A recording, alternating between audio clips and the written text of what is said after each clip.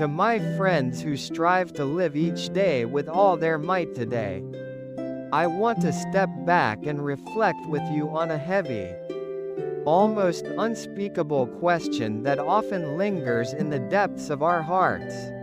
From the moment we wake until we close our eyes at night, we are constantly consuming, constantly seeking, and constantly struggling to survive. In quiet moments, do you ever feel a profound sense of wrongness in the very mechanics of this world? Why must our lives depend on taking the lives of others? Why is this world built upon a ruthless chain of eat or be eaten? When we realize that such a cruel rule is hardwired into our existence, the teaching of non-killing can feel like an impossible paradox. We feel as though we've been cast onto a stage where conflict is the prerequisite for survival, leaving us with a heavy heart. For those of you who find it hard to simply celebrate a life built upon the sacrifice of others, those who feel that the very act of living is somehow inherently sinful, let us explore the core of Buddhist wisdom, to see what light it can shed on this pure, yet painful, internal conflict. Long ago, in a prosperous kingdom in India, there lived a young prince named Siddhartha. One spring day, the prince who would later become the Buddha joined his father for a traditional ploughing festival. As he watched a farmer tilling the soil with a sharp plow, he noticed something that stopped him in his tracks. A small insect, unearthed by the plow, crawled out from the dirt. In an instant, a bird swooped down from the sky, pecked at the insect, and swallowed it whole. Even then, a hawk was circling above, eyeing the bird. Witnessing this everyday yet cold reality of the truth of survival, young Siddhartha was struck by a wave of intense shock and deep sorrow. Standing in stark contrast to the festive cheers around him, why does living demand such sacrifice from others? Is my own body, my luxury, all built upon the suffering and death of others? Leaving the banquet, he sat alone in the shade of a rose apple tree and fell into deep meditation.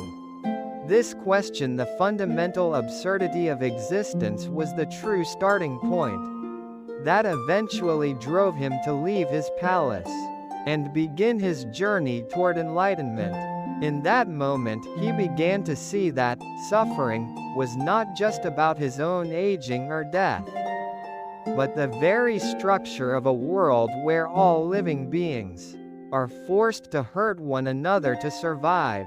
The despair Siddhartha felt under that tree became the driving force for his years of rigorous practice.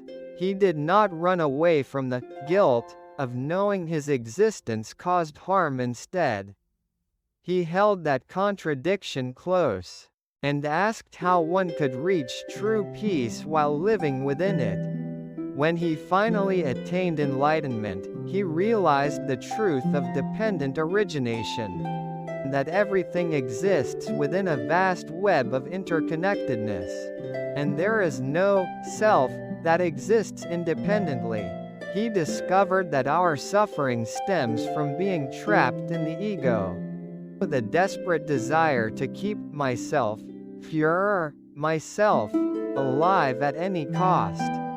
While he did not magically erase the physical law of the food chain, he showed a way to live without letting the heart become clouded by it. He taught a transformation of life's dimension. Rather than wasting the lives we take for our own selfish desires, we must dedicate the life we have been given to the well-being of all life.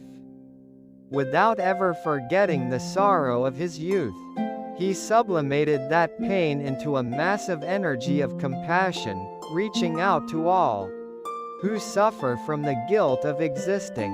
The sense of sinfulness you feel about living is rooted in the same pure, sharp intuition that the young Buddha felt. In modern society, where efficiency and competition are prioritized, the biological rule of the food chain is often twisted into a cold logic that the weak deserve to be exploited. However, the true essence of the Buddhist precept against killing is not to demand the impossible task of zero physical death, but to demand a mental discipline, never become indifferent to the absurdity of it. The reason the food chain looks cruel to us is not just because of unnecessary killing or insatiable greed. Fundamentally, we suffer from the inescapable self-contradiction that our life requires another's death.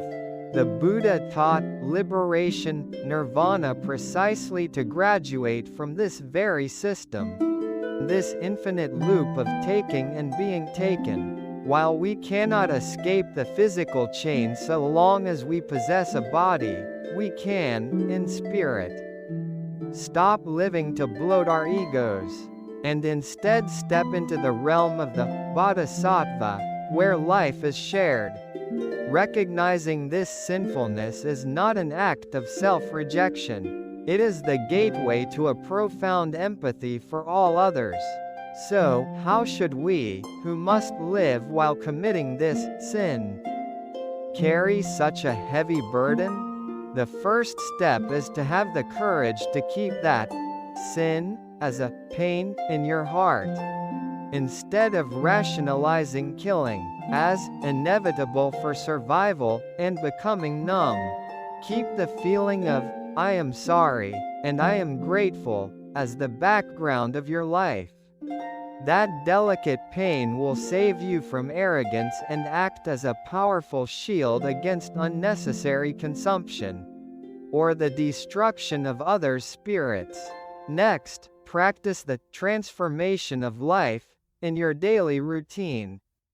Use the nutrition you've received and the time you've gained through the labor of others for the sake of someone else's joy or the peace of the world.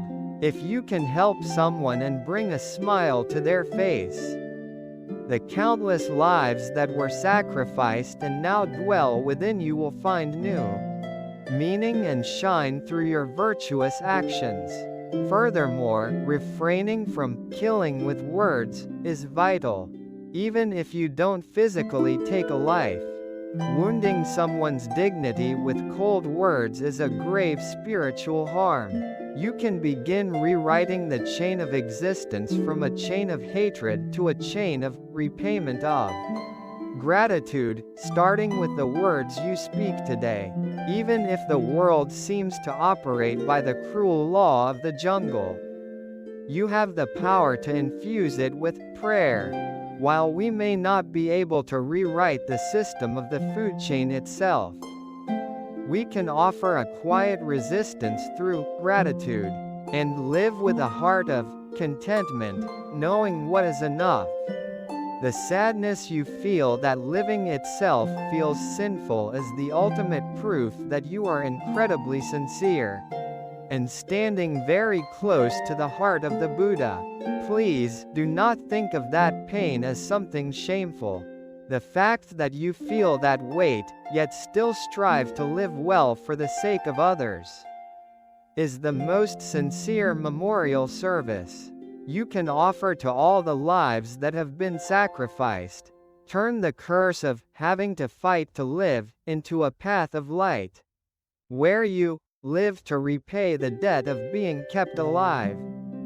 We were not born merely to take. We are here to transform the life we have inherited into compassion and pass it on.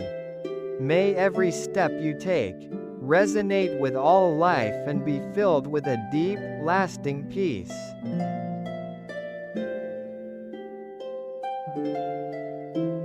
If this story resonated with you and provided some insights or learning, I'd be delighted if you could press the like button. Also, if you subscribe to the channel, I'll be able to continue sharing various life wisdom and lessons with you. Please share your experiences and thoughts in the comments section as well. Each person's experience becomes valuable learning for other viewers. Thank you so much for watching this video to the end today. I look forward to meeting you all again in the next video.